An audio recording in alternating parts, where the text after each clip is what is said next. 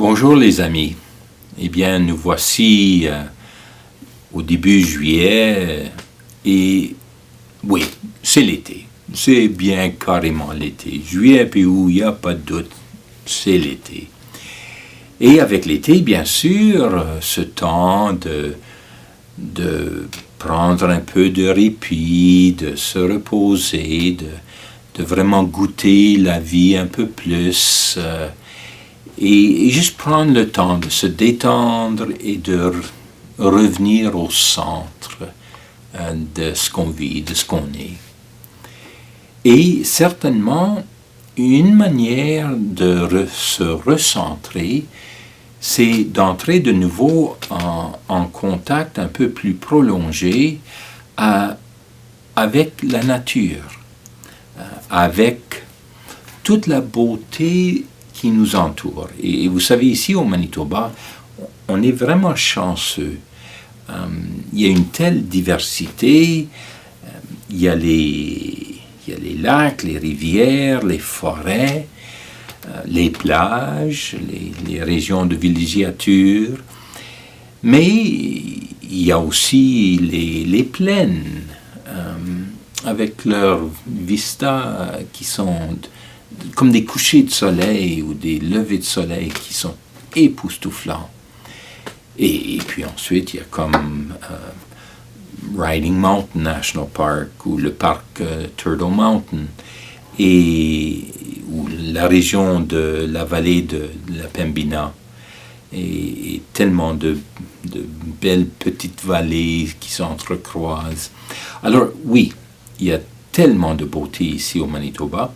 Et en cette année de pandémie, de COVID, eh bien, on est invité à redécouvrir ce coin de pays du monde qui est le nôtre.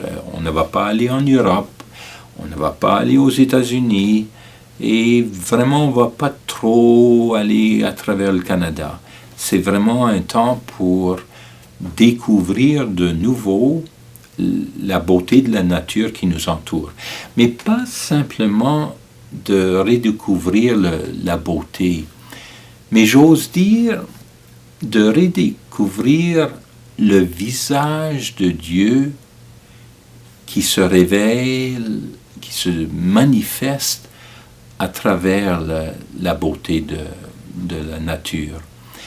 Je me rappelle un voyage de canotage, j'en ai fait pendant 25 ans, quasiment toutes les années. Et une fois, j'étais au nord de la Saskatchewan, dans le bouclier canadien, sur un petit lac, pas si petit que ça, mais tout de même. Et on voyait les côtés du lac.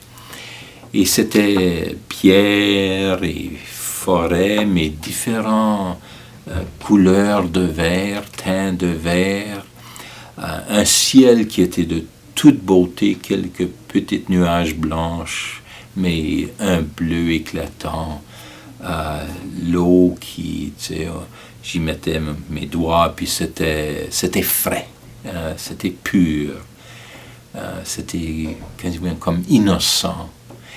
Et je me suis trouvé à juste penser, à réfléchir, mon Dieu, que c'est merveilleux. Mon Dieu, que toi t'es merveilleux. Merveilleux de créer quelque chose avec tant de beauté et de me le donner, de nous le donner comme cadeau. Pour notre plaisir, d'être content, d'être, refait même par cette beauté. Et il y a tellement de manières par lesquelles, si on prend le temps de prière, de réflexion, temps de silence, temps de juste s'arrêter pour redécouvrir ce visage, cette proximité, intimité d'un Dieu si tendre qui nous donne tel cadeau. À travers les années, j'ai rencontré plusieurs aïeux autochtones, elders. Et ils ont tellement de choses à dire à propos du Créateur et de sa sagesse qu'il a mis dans la création. Les enseignements qui sont donnés à l'humanité par les différents animaux, par le lever et le coucher du soleil, que tout est relié et tout enseigne. C'est comme, ils vont le dire, il y a un esprit, l'esprit du Créateur, dans tout, de la plus petite feuille à la plus grosse tempête. Il y a, et chaque animal avec sa personnalité ou son caractère. Un ours, c'est pas une outarde. Un bison et un castor, ça nous enseigne des choses différentes. Et ça nous enseigne des choses différentes en termes de notre propre humanité, de nos relations, nos liens avec le tout de la création et le tout de l'humanité. J'ai toujours apprécié la profondeur.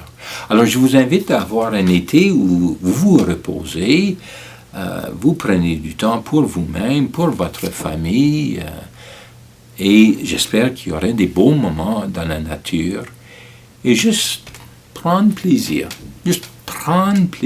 dans ce qu'on entend, voit, sent, ressent. Oui, de prendre le temps, réflexion, prière, pour entendre le vent dans les feuilles, pour être attentif à une abeille qui fait son, qui cherche dans les fleurs. Ouais. Alors je vous souhaite un bel été et que vous redécouvrez le visage, la bonté de Dieu encore et encore dans la nature qui nous entoure. Et qu'on protège cette nature.